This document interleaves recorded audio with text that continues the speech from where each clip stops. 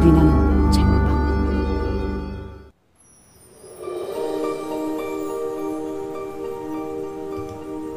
안녕하세요. 소리나는 책방 배작가입니다. 화요일에는 또 이제 탐정 안강산 최초 공개가 진행이 되고요. 새로운 추리의 맛을 느끼실 수 있을 겁니다.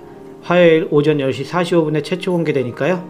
시간 되시는 분들은 탐정 안강산 최초 공개도 참여해 주시면 대단히 감사하겠습니다. 오늘 첫 번째 이야기는 기묘하면서도 무서운 이야기입니다.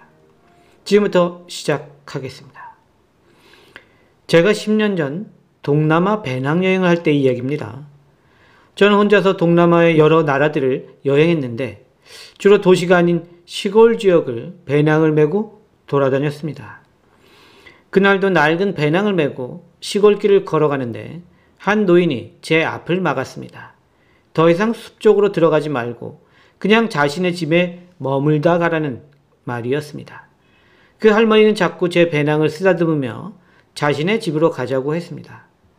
저는 숙박업을 하는 노인이 호객 행위를 하는 거라 생각하고 무시하고 그냥 길을 갔습니다. 생각보다 날은 금세 어두워졌고 저는 어둠이 가라앉는 숲을 계속 걸어갔습니다. 분명히 여기로 가다 보면 내가 예약한 숙소가 나오는데 아무리 걸어가도 계속 숲이었습니다.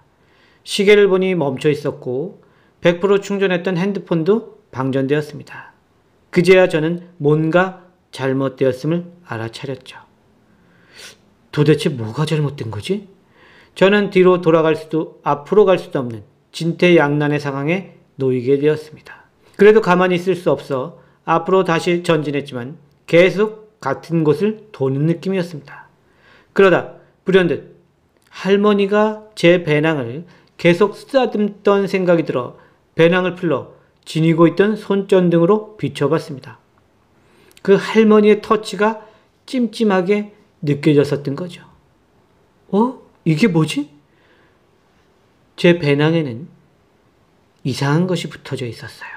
그것은 작은 종이에 써진 알 수 없는 문자였는데요. 부적으로 보였습니다. 분명히 그 할머니가 제 배낭을 쓰다듬는 척하면서 붙이고 간 게 틀림없었죠. 나한테 왜 이런 짓을? 저는 그 부적을 떼어냈고 그 부적을 떼어나자마자 놀랍게도 제 멈춰있던 핸드폰과 시계가 정상으로 돌아왔습니다. 그리고 나서 제 정신도 돌아왔죠. 내가 여기서 왜 계속 이러고 있었지? 부적을 떼내자마자 저 멀리로 제가 떠나온 마을이 보였습니다. 거의 밤새 저는 계속 제자리 걸음을 하고 있었다는 것이나 다름없었습니다. 저는 지치기도 하고 밤도 깊어 다시 마을로 돌아가 숙소를 잡고 휴식을 취했습니다. 다음날 일어나서 사람들에게 물으니까 제가 본 그런 할머니는 마을에 없다고 했습니다. 그래서 제가 부적 이야기를 꺼냈더니 마을 사람들은 모두 놀랐습니다. 설마 숲속에 그 마녀 할머니? 그 할머니는 주로 여행객을 자신의 집으로 데려가 죽이거나 부적을 붙여 죽게 해 데려간다는 전설 속의 할머니라고 했습니다. 마을 사람들도 제가 그 전설 속 할머니를 만났다고 하니 놀라는 눈치였습니다. 믿으려고 하지 않는 사람들도 있었지만 그것은 이미 제가 겪은 일이었습니다. 어찌되었든 저는 그렇게 위기를 넘기고 다시 여행을 시작할 수 있었습니다. 오늘의 첫 번째 이야기, 기묘하면서도 무서운 이야기였습니다. 두 번째 이야기는 기묘한 이야기입니다. 두 번째 이야기 시작하겠습니다. 손재주가 좋은 민종은 중문을 달지 않는 와이프의 제안에 앤틱문을 달기로 결심했습니다. 그는 직접 중고 가구점을 돌아다니며 중문이 될 만한 오래된 문을 가져와서 거실과 현관 사이에 설치했습니다. 기하학적 무늬로 되어 있는 문짝이었는데요. 만족하는 민종과 달리 와이프는 왠지 으스스한 기분이 든다고 투덜대었습니다. 민종은 그저 문이 낡은 데다 무채색 배경이라 그렇게 느끼는 거라 생각하고 무시했는데 중문을 단 지 일주일 정도 되었을 때부터 이상한 일이 벌어지기 시작했습니다. 새벽에 자꾸 중문 열리는 소리가 들리는 것이었죠. 민정 부부가 잠기가 밝은 편도 아니었는데 문이 열리는 소리가 들렸고 나가보면 문이 반쯤 실제로 열려 있었습니다. 문을 잘못 설치한 것도 아니었어요. 그뿐만이 아니었습니다. 그 후로 와이프까지 계속 시름시름 앓았습니다. 병원에 가도 아무 소용이 없었습니다. 국리 끝에 민종은 지인의 권유로 용하다는 무당집을 찾게 되었는데요. 무당은 직접 민종의 집까지 방문했습니다. 으이그, 이 중문이 문제네, 문제야. 민종이 떼어버린다고 하자 무당은 그러면 집으로 들어온 악귀들이 밖으로 나가지도 못하고 계속 집에 머문다는 얘기를 했습니다. 그것보단 이렇게 해봐요. 민종은 무당이 시키는 대로 닭피를 구해와서 중문 양옆에 바르기 시작했습니다. 내가 이게 뭐하는 짓이냐? 중간중간 회의감이 들기도 했지만 다른 방법이 없었기에 민종은 무당이 시키는 대로 했습니다. 그랬더니 이상한 일이 벌어졌습니다. 중문이 열리는 대신 자꾸 현관문이 들썩이는 소리가 밤마다 들리는 것이었습니다. 민종이 당황해서 무당에게 전화해보니 그것은 악귀들이 놀라서 밖으로 도망치는 현상이라고 했습니다. 중문이 열렸던 만큼 현관문이 들썩이는 소리가 들릴 거라고도 했습니다. 뭐야, 이거 완전 사기꾼 아니야? 민종은 돈만 날렸다고 생각하고 체념했습니다. 그런데 다행히도 와이프의 병은 점점 나아져서 현관문 소리는 잊고 살았습니다. 그러더니 어느 날부터는 현관문 열리는 소리가 새벽에 들리지 않았습니다. 신기할 정도였죠. 다시 무당에게 전화하니 이제 악기가 다 나갔으니 편히 살라고 했습니다. 이거 믿어야 돼? 처음으로 무당의 말을 믿고 그대로 행해본 민종은 믿기 힘들었습니다. 하지만 소리는 더 이상 들리지 않았고 와이프도 원래 상태로 돌아왔으니 돈값은 한 거라고 생각했습니다. 오늘의 두 번째 이야기, 기묘한 이야기였습니다. 오늘의 세 번째 이야기도 기묘하면서도 무서운 이야기입니다. 우석은 친구들과 흉가에 사진을 찍으러 다녀온 후부터 이상한 증상이 생겼습니다. 자신이 원하지도 않는 말이 계속해서 입 밖으로 나오는 기이한 증세였습니다. 그가 입 밖에 내는 말은 흡사, 수다 같아서 아침에 먹은 반찬, 자신이 입은 옷, 만난 사람, 과거의 기억 등을 끊임없이 말로 뱉어내는 것이었습니다. 그런데 문제는 이 증세가 하루 24시간 내내 계속된다는 것이었습니다. 다니던 대학은 물론이고 가족들과도 떨어져 홀로 방에 틀어박혀 살아야 하는 신세가 되는 데는 한 달도 걸리지 않았습니다. 부모님이 방에 밥을 넣어줘서 그저 연명하는 수준이었습니다. 잠도 못 자고 계속 떠드는 통에 그는 마르고 눈이 퀭해졌습니다. 보다 못한 부모님이 병원에 데려가고 별별 수를 다 써봐도 우석의 증세는 나아지지 않았습니다. 마침 우석의 먼 친척 할머니가 무당일을 했던 사람이라 우석의 아버지는 그 할머니를 집에 부르기에 이르렀습니다. 우리 우석이한테 귀신이 붙었구만. 할머니는 그 말을 하고 가져온 부채로 하루 종일 우석의 등짝을 때리기 시작했습니다. 그러기를 3일 할머니는 탈진에 쓰러지시고 우석에 멈추지 않던 수다, 말은 기적같이 멈춰졌습니다. 이제 괜찮아요. 말이 안 나와요. 우석과 가족들은 기쁨에 벅찼지만 기력을 차린 할머니가 한 말씀 하셨습니다. 1년에 한 번은 그 증세가 찾아올 거야. 하루만 참아. 어쩔 수 없지. 그날이 언젠데요? 우석이 묻자 할머니는 우석이 흉가에 다녀온 그 날짜일 거라고 일러주었습니다. 그 후로 우석은 평범한 생활을 이어갔고 이듬해 할머니가 말한 그 날짜가 되자 우석은 다시 그 증세를 보였습니다. 하지만 할머니 말대로 단 하루뿐이었습니다. 우석은 그 후로 매년 그날이 되면 방에 들어가 절대 나오지 않게 되었습니다. 오늘의 세 번째 이야기, 기묘하면서도 무서운 이야기였습니다. 오셨습니다. 네. 소리나는 책방 생방은 2주에 한 번, 금요일 밤 9시에 진행을 합니다. 보통 6가지의 이야기를 전달해 드리고요. 중간중간에 여러분들과 또 재밌는 이야기들을 이렇게 하고 있어요. 자, 그러면 또 다음 이야기로 넘어가도록 하겠습니다. 기묘한 이야기겠습니다. 네. 자, 오늘의 4번째 이야기 시작하겠습니다. 정화는 어려서부터 가난하게 살았고 돈을 좋아했습니다. 집안 형편이 안 좋은 탓에 교육도 제대로 못 받았지만 그녀에게는 미모라는 큰 무기가 있었습니다. 예쁜 외모 덕분에 그녀를 따르는 남자들이 많았고요. 정화는 그들에게서 돈을 뜯어내며 살아갔습니다. 시간이 갈수록 돈을 뜯어내는 기술도 늘어서 별다른 직업 없이 명품이며 고급 외제차를 모는 수준에까지 올라갔습니다. 3년 전 그녀와 헤어진 준우도 마찬가지 케이스로 만난 남자였습니다. 그는 돈이 많은 집 남자였고 정화는 그의 돈을 충분히 빼먹은 후에 그를 떠났습니다. 그리고 그의 책 한 권까지 챙겨왔습니다. 평생 책이라면 단 한 권도 끝까지 안 읽은 그녀였지만 이상하게 그 책에는 집착이 있어서 몰래 들고 왔습니다. 그리고 3년이 지난 오늘 준우가 정화를 찾아왔습니다. 정화가 몰래 가져온 소설책을 찾아가기 위해서였습니다. 그래, 네가 가져갔을 줄 알았지. 욕심 많은 사람이니까. 준우는 정화에게 톡 쏘아붙이고는 책을 챙겨 사라졌습니다. 그리고 며칠 후 정화에게 준우의 소식이 들려왔습니다. 그 책을 챙겨 자신의 집에 돌아가다가 자동차 사고로 사망했다는 이야기였습니다. 참 안타깝네.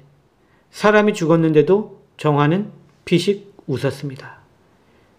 뒤늦게 본인 코인 계좌 비번이 내가 가져온 소설에 적힌 걸 알고 잘도 찾아왔다만 헛되게 죽고 말았네. 내가 그 코인 계좌에 든 돈 이미 다 써버린 걸 알면 저승에서도 억울할 텐데. 정화는 역시 타고난 악녀였습니다. 그녀가 준우의 책을 가져왔던 것은 준우가 그 책에 자신의 코인 계좌에 비번을 적어 넣었었기 때문이었습니다. 그것을 잊었던 준우는 한참 동안 모르다가 또 그 책도 사라져서 한참을 헤매다가 정화를 찾아왔다가 비명행사하게 된 것이었죠. 그런데도 정화는 웃기까지 한 겁니다. 그녀와 만났던 수많은 남자들은 정화의 그런 모습도 모르고 그저 그녀의 외모에만 빠져 허우적거렸습니다. 그리고 앞으로도 그럴 것입니다. 오늘의 4번째 이야기, 기묘한 이야기였습니다. 오늘의 5번째 이야기이고요. 비교적 짧은 이야기 되겠습니다. 기묘한 이야기입니다. 동네에 자주 가는 술집이 있습니다.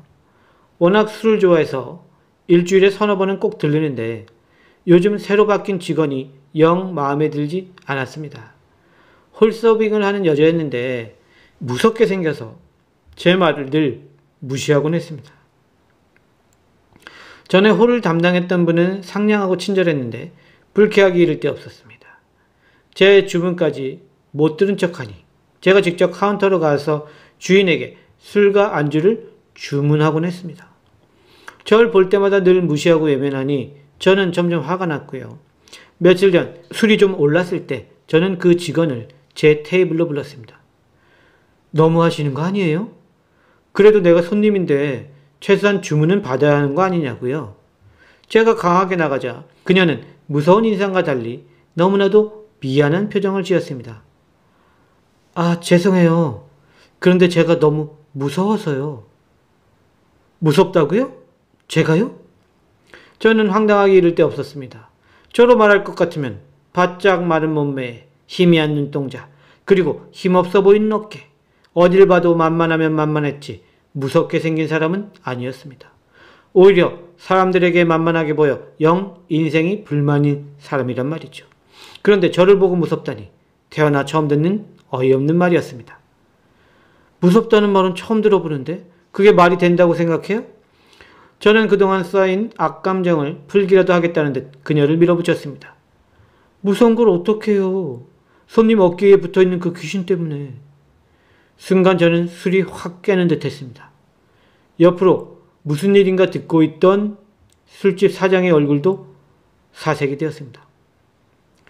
아니, 너 엄마가 무당이라더니 너도 귀신 보니? 사장이 그 직원에게 빠르게 물었습니다. 제게 늘 불친절했던 직원은 마지못해 고개를 끄덕였습니다. 저는 당황하면서도 뭔가 그녀의 말에 믿음이 갔습니다. 혹시 내가 늘 힘이 없고 눈치 보며 사는 게 내 어깨 위에 붙은 귀신 때문인가? 저는 그날은 조용히 집으로 갔다가 며칠 지나 다시 그 술집을 찾아갔습니다. 그리고 그 직원에게 넌지시 물었습니다. 어머니 혹시 아직도 무당일 하세요? 저는 결국 그녀의 어머니인 선녀보살을 찾아갔고 큰 돈을 들여 굿을 버렸습니다. 내가 이거 모녀 사기단에 당한 거 아닌가? 하는 의구심도 들었지만 이미 내친 김이었습니다. 그리고 굿을 하고 나서 컨디션이 굉장히 좋아졌습니다. 어깨도 가볍고 술도 덜 먹게 되었습니다. 그리고 자신감도 생겼습니다. 그렇다고 인생이 확 바뀌는 것도 아니었죠. 굿에 들인 돈이 아깝기도 했지만 그래도 얻은 것도 많다고 생각하며 스스로를 다독이고 있습니다. 그런데 정말 제 어깨 위에 귀신이 붙어 있었던 건 맞을까요? 저는 저도 모르게 가끔 양쪽 어깨를 내려다보는 습관이 생겼습니다. 오늘의 5번째 이야기, 기묘한 이야기였습니다.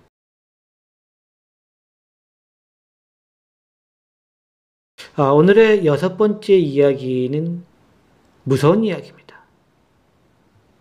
시작하겠습니다. 도시의 변두리로 이사를 한 지도 벌써 3달이 지났습니다.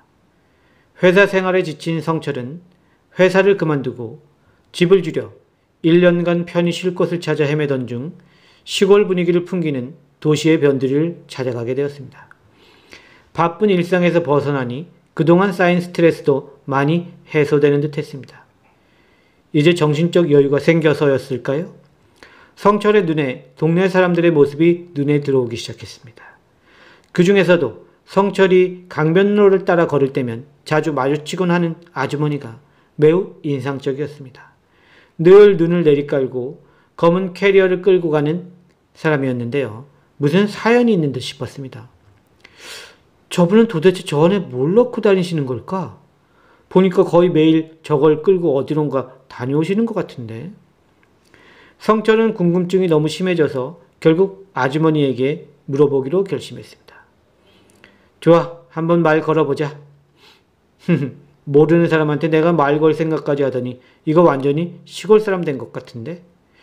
역시 여기는 이름만 도시지 시골이야. 성철은 오지랖을 부리는 자신에게 만족했습니다.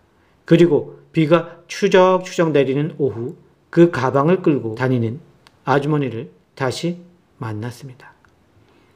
저기 아주머니, 뭘 그렇게 가방을 끌고 다니세요? 그 가방에 뭐 중요한 거 들었어요? 성철이 묻자 늘 고개를 숙이던 아주머니는 고개를 들어 환하게 웃었습니다. 내가 보여줄까? 네. 성철이 미처 예상하지 못한 반응이었습니다. 아주머니는 기쁘다는 듯 캐리어 가방을 활쩍 열어 성철에게 보여주었습니다. 자, 이게 내용물이라네. 성철이 안을 보니 그 안에는 아무것도 들어있지 않았습니다. 아무것도 없는데요? 성철이 의아한 표정으로 말하자 아주머니는 진지하게 고개를 저었습니다. 아니야, 안에 든 게 많아. 하긴 아직 육신을 갖고 있으니 이 안에 있는 영혼들이 안 보이겠지. 자, 이렇게 된 김에 자네도 이 안에 들어가 보는 건 어떤가? 네? 성철은 그제야 섬찟한 기운을 느끼고 뒷걸음질을 쳤습니다. 아주머니의 음산한 목소리가 뒤에 따라붙었습니다. 그러게 왜 호기심을 가지나? 내가 누군 줄 알고. 나는 말이야, 자네같이 어리석은 인간들의 영혼을 모으는 영혼 사냥꾼이란 말일세. 아주머니의 말이 끝나자마자 갑자기 성철의 목이 조여왔고 성철은 그 자리에 쓰러지고 말았습니다. 그날 저녁 마을 사람들에 의해 발견된 성철은 심장마비로 인한 사망으로 처리되고 말았습니다. 성철에게는 아무런 지병도 없었음에도 그렇게 되어버렸습니다. 지금도 성철은 아주머니의 검은 가방 안에 있는 다른 영혼들과 뒤섞여 영원한 고통을 느끼고 있습니다. 오늘의 마지막 이야기, 무서운 이야기였습니다. 오늘 또 많은 분들이 이렇게 소리나는 책방 라이브 참여해 주셔서 감사하고요. 여러분들에게 오늘 또 라이브 시간 동안 좋은 아이디어도 많이 얻고 너무너무 감사하고요. 약간 오늘 감동받았어요. 여러분들의 또 이 응원에 더 좋은 작품으로 보답할 수 있도록 열심히 하도록 하겠습니다. 네, 오늘 참여해 주신 모든 분들 감사 말씀 올리고요. 지금까지 소리나는 책방 메인 작가 배 작가였습니다. 저는 추석날 밤 9시에 돌아오도록 하겠습니다. 바이.